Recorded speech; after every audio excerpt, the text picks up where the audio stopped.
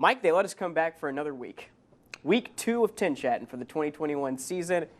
They saw week 1, and the bigwig said we were allowed to come back. So we're off to a good start this year. Yeah. Geez, the option worked. Yeah, and nice. By the way, didn't get to mention this last week. Nice new stinger, a little lead-in animation to the show this year, courtesy of our guy Darren behind the scenes. By the way, this is TinChattin. In case you didn't catch the stinger, he's Mike Maahs.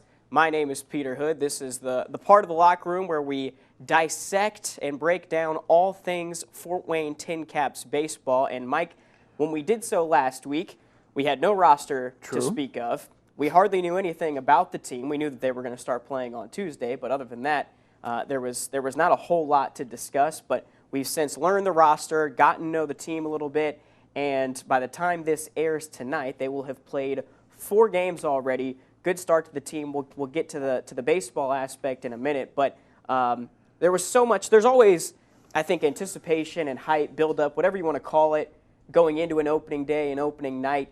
This one, Mike, to me, and I'd like to get your thoughts on this, just kind of felt different, probably because of the longer layoff, no baseball last year. There was just a different buzz and a different anticipation from my perspective going into Tuesday night and opening night. And to finally see it all, we've been talking about it for so long, to finally see baseball back at Parkview Field. How did that hit you on Tuesday? It was a sigh of relief, I think. And in some ways, I've been thinking about this now for a couple of weeks, and a lot, especially since we've started play this week. It's amazing. You really don't know how much you miss something until you realize that it's been gone, if that makes sense or not. Absolutely. And for the players, it's finally a chance to do what they're being paid to do, and in a lot of cases, doing what they love to do. Yeah, and perhaps no one on planet Earth was looking forward to Tuesday, May 4th, more than TinCaps president Mike Nutter, and had a chance to catch up with Mike, the TinCaps president, on opening night to get his thoughts on professional baseball's return to the Summit City. It's absolutely awesome tonight. The excitement, there was so much anxiety coming into the day, more of like a nervous, positive energy than a fearful. It's been a long time, 600 and some days since the TinCaps have taken the field. In all the years downtown, the support from our community has been absolutely tremendous.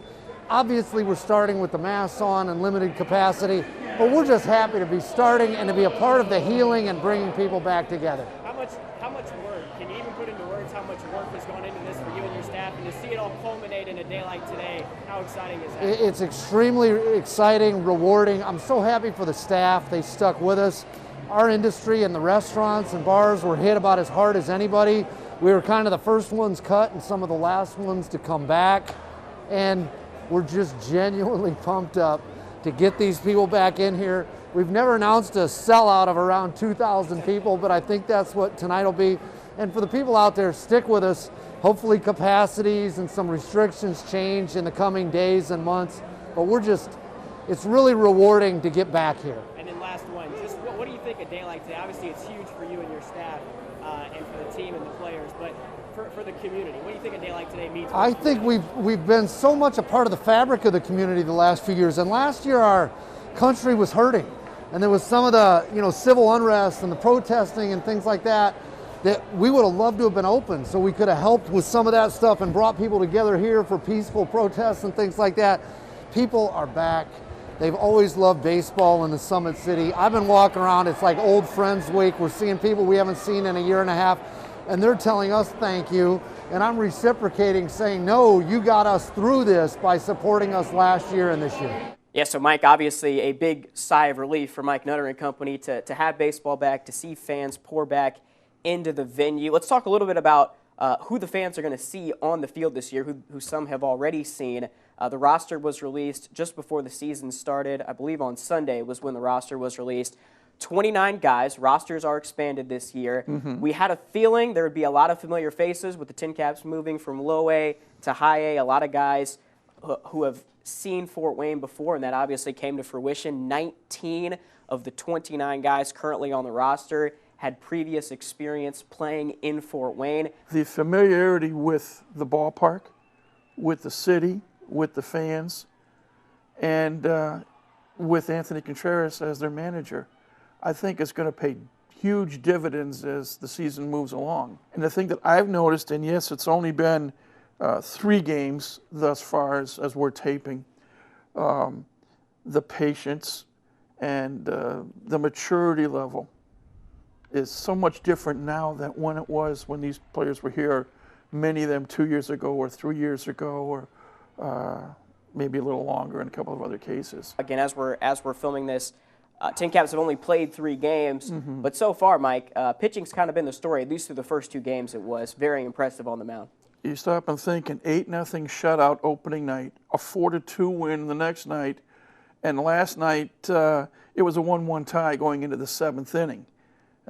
It ended up 6-3, but sometimes numbers they lie a little bit. But you look at some of the numbers today, and again, only 3 games in, the TinCaps have the 2nd best team earned run average in the 12-team league, and they lead the league in strikeouts by 7 over the next closest team. 16 strikeouts on opening night, 16 strikeouts in game 2, only 12 last night, only 12. But it's amazing how well the pitchers are throwing. And I think it's an old adage, Peter, I think you may agree as well. For years and years, when a team would break camp from spring training and start the season, more often than not, the pitching would be a little bit better than the hitting. And right now, and again, small sample size, as my former colleague Mike Cousins would say, 3 games, pitchers are ahead. Real quick, as we look ahead, again, different format this year. It's 6 games at a time. No games on Monday, so you go Tuesday through Sunday, 6-game series. So the Caps will play 2 more after tonight, Saturday and Sunday, against West Michigan. And then, Mike, it's on the road for the first time this season. They'll get to experience some bonding time on the bus with the team and get a chance to play in a different city as well. Buses, plural. Yeah. Because all the teams have to take 3 buses on each road trip. Social distancing. And it's going to be different too. West Michigan has experienced that this week here in Fort Wayne. TinCaps are going to experience it next week in suburban Cleveland. A different format. They can't go out to a restaurant and eat. They can't do much of anything outside of going to the ballpark or perhaps to get a workout in. It's under kind of strict supervision. So mentally, it's going to be a tremendous test to see how the team responds to what I'm going to call somewhat enclosed quarters. So 6 days in suburban Cleveland, and we'll see how they do against Lake County after they finish up this season opening series with West Michigan. That's Mike Maahs. I'm Peter Hood. Appreciate you joining us on TinChattin this week, and we'll be back to recap hopefully some more TinCaps wins next Friday.